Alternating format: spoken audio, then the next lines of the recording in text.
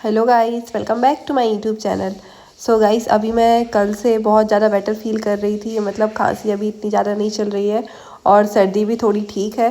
तो आज मैंने पढ़ाई की थी और 2 मॉक टेस्ट दिए थे और उसके साथ मैंने एक सेक्शनल टेस्ट दिया था, बाकी क्विज़ दिए थे और पीडीएफ सॉल्व की थी। अभी थोड़ा बहुत पढ़ाई में मन लगने लगा है, तो मैं इतना ज़्यादा तो नहीं कर पाई थी, लेकिन फिर भी मैंने थोड़ा बहुत कर लिया था और अब सोचा है कि मैं कल से और अच्छे से ज़्यादा पढ़ाई करूँगी और ज़्यादा से ज़्यादा सेक्शनल टेस्ट दूंगी। कल तो मैं सिर्फ एक ही सेक्शनल टेस्ट दे पाई थी और 2 ही मॉक दे पाई थी और अभी एग्ज़ाम आने वाला है, तो मुझे ज़्यादा से ज़्यादा मॉक टेस्ट भी देने हैं। तो धीमे धीमे तबीयत ठीक होती जा रही है। अच्छा हुआ हो गई है, वरना अभी तो एग्ज़ाम आने वाला था। मुझे डर लग रहा था अगर ऐसी तबीयत ख़राब चलती रही तो एग्ज़ाम में पता नहीं मैं क्या ही करूँगी। लेकिन अब मुझे ऐसा लग रहा है कि थोड़ी बहुत तबीयत ठीक हो रही है, तो मैं ज़्यादा से ज़्यादा मॉक टेस्ट दे पाऊँगी और प्रैक्टिस भी कर पाऊँगी अच्छी खासी। तो सबसे पहले मैंने टेस्ट दिया था अड्डा 24/7 पर। ये 8 नंबर का था, प्रीलिम्स का फुल मॉक टेस्ट, और जिसमें मेरा स्कोर मैं आगे बताने वाली हूँ आप लोगों को। और एग्ज़ाम में सिंप्लीफिकेशन भी अच्छे खासे आ रहे हैं। मैंने एनालिसिस सुना था अभी सुबह का, जिसमें जिसमें 13-12 नंबर के सिंप्लीफिकेशन थे और उसमें 13 नंबर की अर्थमेटिक थी और 5-6 नंबर की मिसिंग नंबर सीरीज़ थी और 2 डीआई थी। तो अर्थमेटिक में तो मेरा बैंड बजने वाला है, क्योंकि अर्थमेटिक तो मुझे बिल्कुल भी नहीं आती है। बस मेरी शिफ्ट में 13 नंबर की ना आए, 7 से 8 नंबर की आ जाए, बाकी स्पीड मैथ आ जाए और डीआई आ जाए, 3 डीआई आ जाए अच्छी खासी, वो भी। और केसलेट वाली डीआई ना आए, क्योंकि वो मुझसे बनती नहीं है अभी। बट अब देखते हैं कि मेरी शिफ्ट में क्या आने वाला है। बाकी मेरा एग्ज़ाम तो 13 दिसंबर को अभी नहीं है, लेकिन मुझे अभी से चिंता होने लगी है कि पता नहीं कैसा क्या एग्ज़ाम आएगा मेरी शिफ्ट में। बस अर्थमेटिक ज़्यादा ना आए, मुझे अर्थमेटिक से बहुत ज़्यादा डर लग रहा है। अगर वो ज़्यादा आ गई तो मेरे 10 नंबर तो यहीं चले जाएंगे, क्योंकि अर्थमेटिक तो मुझसे बनती ही नहीं है। और जब मैं IBPS क्लर्क का एग्ज़ाम देने गई थी, जब भी ऐसे ही हुआ था कि मेरे टाइम बच गया था, कम से कम मेरे 7-8 मिनट बच गए थे और मैंने 2 डीआई कर ली थी और 11-12 नंबर की स्पीड मैथ्स कर ली थी। और उसके बाद भी मेरे 7 से 8 मिनट बचे थे, जिसमें मैं सोच रही थी कि अब मैं क्या करूँ। और मैं ना अर्थमेटिक के क्वेश्चन सॉल्व करने की कोशिश कर रही थी, जिसमें बस एक मुझसे बना था रेशियो का क्वेश्चन, बाकी कई के मुझसे बने ही नहीं थे। और अभी भी वही हालत है, मुझसे अर्थमेटिक बिल्कुल भी नहीं बनती है। मैं ज़्यादा पढ़ ही नहीं पाई हूँ अर्थमेटिक, और अभी लास्ट में कितनी अर्थमेटिक में पढ़ पाती, तो मैंने बिल्कुल ही नहीं पढ़ी है। बस भगवान भरोसे है कि मेरी शिफ्ट में ज़्यादा अर्थमेटिक ना आए। इस वाली में तो आए हैं, तो 13 से 14 नंबर की अर्थमेटिक आ गई है, जो कि सुन के मुझे बहुत डर लग गया कि यार मेरे में ना आ जाए इतने ज़्यादा नंबर की। बस स्पीड में जितनी ज़्यादा दे दें उतना अच्छा होगा, और डीआई अच्छी वाली, केसलेट वाली डीआई नहीं।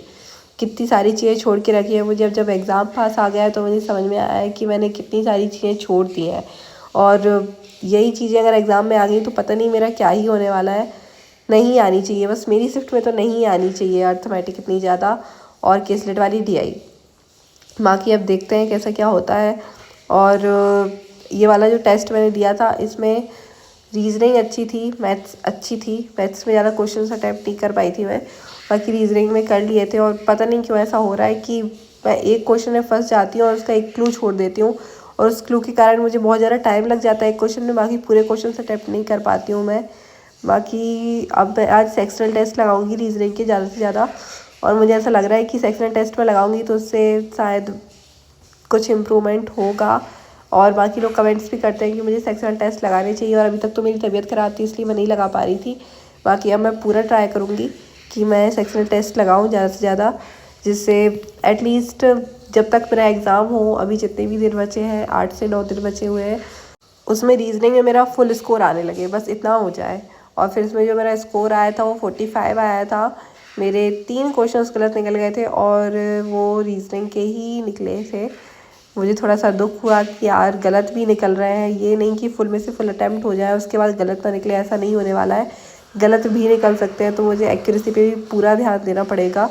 और उसके बाद मैंने गाइडली का दिया था एक मॉक, जो कि ईजी वाला था, ज़्यादा टफ नहीं था। और मैंने इजी वाला ही चूज़ किया था, क्योंकि गाइडली तो वैसे ही टफ़ है और उस पर मैं मॉडरेट और या टफ़ चूज़ कर लेती तो पता नहीं क्या ही होने वाला था। तो मैंने इजी वाला चूज़ किया और ये टेस्ट स्टार्ट किया, और इसमें मेरा स्कोर ओके आया था, जो कि 39 था। मैंने कल जो टेस्ट दिया था उसमें भी मेरा स्कोर 39 आया था। आज भी 39 आया है, लेकिन उसमें तो मेरा टेक्स्ट बुक पे ही 39 आ गया है। टेक्स्ट बुक तो इतना इजी होता है, गाइडली तो फिर भी थोड़ा सा टफ होता है। तो गाइडली पे 39 आना ओके है, मतलब बहुत अच्छा तो है नहीं, लेकिन ओके है। लेकिन टेक्स्ट बुक पे तो नहीं आना चाहिए था 39, बट क्या करूँ, आ गया। फिर उसके बाद मैंने गाइडली पर ही सेक्शनल टेस्ट लगाया था रीजनिंग का, और इसमें मैंने 31 अटैम्प्ट कर लिए थे, और मेरे कुछ क्वेश्चन तो गलत निकल गए थे इसमें। बाकी अब मैं सोच रही हूँ कि मैं गाइडली पर ही सेक्शनल टेस्ट लगाऊंगी ज़्यादा से ज़्यादा, जिसमें स्कोर में इम्प्रूवमेंट हो। इसमें मेरे यहाँ 28 स्कोर आया था, और मैंने 31 अटैम्प्ट किए थे, तो मेरे गलत निकल गए थे 2 क्वेश्चन, जिसकी वजह से माइनस मार्किंग हो गई थी। और अब कोशिश रहेगी कि गलत भी ना निकले और ज़्यादा से ज़्यादा मैं अटैम्प्ट कर पाऊँ मैं रीजनिंग में, क्योंकि मैथ्स तो अभी मेरे हाथ का सब्जेक्ट है नहीं, लेकिन हाँ रीजनिंग है। इसके बाद मैंने क्विज़ेस लगाए थे, और इन सब में तो मेरा फुल स्कोर आया था। बस एक अल्फ़ाबेटिकल सीरीज़ थी, उसमें नहीं आया था, बाकी सब में मेरा फुल स्कोर आया था जो मैंने क्विज़ेस लगाए थे उसमें। देख के मुझे थोड़ी सी खुशी हुई कि चलो क्विज़ेस में तो ठीक आ रहा है मेरा स्कोर। और बस रीजनिंग मुझे अच्छी करनी है, मैथ्स तो नहीं हो पाएगी क्योंकि अर्थमेटिक छोड़ के रखी है मैंने। बाकी स्पीड में तो और DI की भी अच्छी प्रैक्टिस करने वाली हूँ अभी मैं। और फिर उसके बाद इन में अगर अच्छे नंबर आने लगे मेरे DI में और स्पीड मैथ में तो भी ठीक है, बस अर्थमेटिक ज़्यादा ना आए और रीजनिंग में फुल नंबर आने लगे। अब मुझे कल ज़्यादा से ज़्यादा सेक्शनल टेस्ट लगाने हैं, और कल मैं 3 से 4 मॉक टेस्ट देने वाली हूँ। इतना मैं सोच रही हूँ अपने दिमाग में कि अभी तबीयत ठीक हो गई है तो मैं ज़्यादा से ज़्यादा मॉक दे दूँ और सेक्शनल टेस्ट भी दूँ। और क्विज़ेस देने से तो अब कोई मतलब नहीं है, क्योंकि मुझे पता है कि क्विज़ेस तो बनने लगे आराम से हो जाते हैं, और एक तो ये बिगनर्स वाले हैं तो इनमें तो मेरे नंबर अच्छे आ ही जाएंगे, क्योंकि ये जो क्वेश्चंस देते हैं ये बहुत इजी होते हैं। फिर उसके बाद मैं चेकलिस्ट सॉल्व करने लगी थी। सबसे पहले मैंने रीजनिंग की चेकलिस्ट सॉल्व की थी, और फिर उसके बाद मैंने मैथ्स की सॉल्व की थी।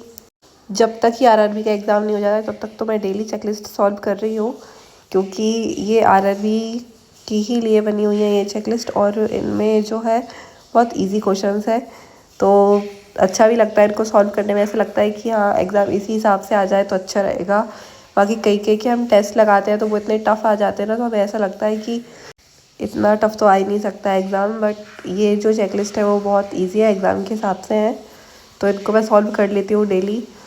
और बाकी मैंने जो एनालिसिस देखे थे एग्ज़ाम के, उनमें मैंने देखा कि एग्ज़ाम बहुत इजी आ रहा है, मतलब टफ़ क्वेश्चंस नहीं आ रहे हैं। जिनके घर में मॉक में 50 हो रहे थे अटैम्प्ट, वो एग्ज़ाम में 70+ अटैम्प्ट करके आ रहे हैं। तो जिन लोगों के मॉक में कम आ रहे हैं प्लीज़ वो डिमोटिवेट मत होना, क्योंकि एग्ज़ाम बहुत ईजी आ रहा है, वहाँ पर तुम्हारे अच्छे खासे अटैम्प्ट हो जाएंगे। सो गाइस, मैं अपने ब्लॉग को यहीं ख़त्म करती हूँ। मेरी वीडियो को लाइक करना और चैनल को सब्सक्राइब करना। बाय।